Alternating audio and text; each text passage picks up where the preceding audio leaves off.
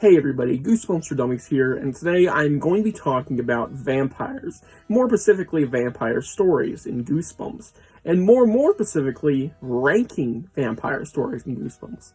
There are only 4 stories that I genuinely count, because if it just involves a vampire, certainly a vampire story, else we'd have a lot of GYGs on here, as well as a few moderns. No, this is all 90s stories actually, and 2 of them are short stories, so the list here is not in ranking order. Vampire Breath, Please Do Not Feed the Vampire, Vampire in the Neighborhood, and the Ice Vampire. I was not looking at a list, I was looking out my window. So yeah, we're going to be ranking all these creature-themed stories that are centered around vampires.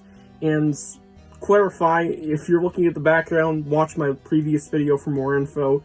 We're changing the room up a bit and re-cleaning out the closet, as well as removing shelves over there, which you'll see in my big Kids Horror Goosebumps collection video, hopefully coming in a few months, maybe later this summer. We'll get some shelves back here soon to make it less weird. So yeah, without further ado, let's dive into the rankings. Starting off with my least favorite, number 4, because there's truly only 4 vampire stories. I wish there were more. We have Vampire in the Neighborhood. Yeah, I know, I still need a replacement copy. Those stickers are ugly. I think this one is just okay. If anything, it's kind of middling, because it's one of those stories where it's like, it's not doing anything inherently wrong, but it's really uninspired. It's your typical girl cried monster formulaic story, just really short and pretty bland. There's nothing special about it, and spoilers ahead, so I'm just going to dive into it.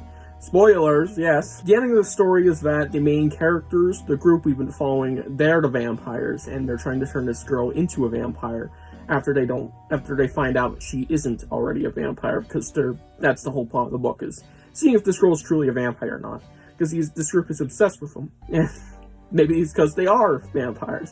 And it's one of those twists where it's like, yeah, it's pretty good, but, you know, it's still very formulaic, and I wish the story had a little bit more going for it. It's overall just pretty meh. Next up, we have the most famous vampire story from Goosebumps, and that is Vampire Breath, our OG series book. Let me tell you, I actually quite like this one, because generally when vampires are in Goosebumps, they're pretty cool, and this is no exception. Count Nightwing is a solid villain, even though he has a funny weakness, which is basically the plot of the book, Vampire Breath. He needs to get his fangs back by getting this bottle of Vampire Breath. We got a nice setting with a giant old Victorian castle, and it's set back in time, and there's some wild plot stuff that come in, and then there's a great, once again, I think this might be a trope, girl cried monster twist in a vampire story, again. And it's not a bad twist, just like, kind of refer in Vampire Neighborhood, but either way, whatever. It's quite a good story, and I think the biggest thing that helps it is the setting. It's super unique.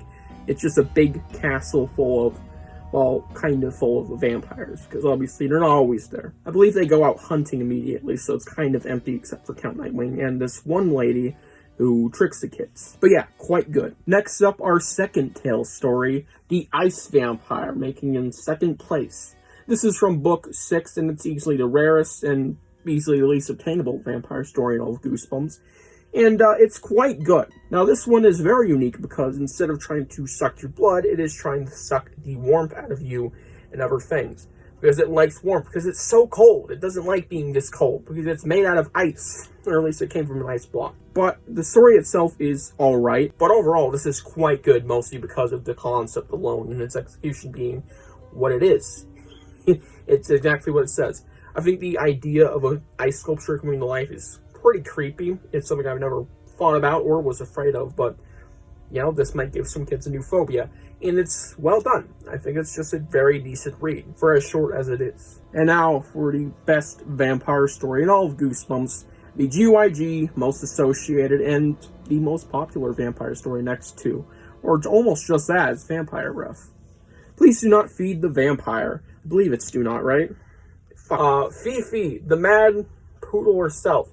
She's cool here. There's some nice ideas thrown in here, such as, well, vampire pets, and there's a whole pet store sequence, as well as a parrot. There's some nice characters in here. There's a plot in one of the storylines very similar to a Ghost of Fear Street book called How to Be a Vampire, which is quite a good book too. And I believe if that were a Goosebumps story, that'd easily be the best vampire story out there in just this franchise. But since it isn't, this is number one. And yeah, it has a plot quite similar to that book. And overall, this is easily one of the most entertaining GYGs of all time. So not only is it one of the best vampire books, actually the best, sorry, it is one of the best GYGs. So yeah, highly recommend checking this one out if you haven't. It was even used in the Goosebumps movie, video game, and the newer 2023 show.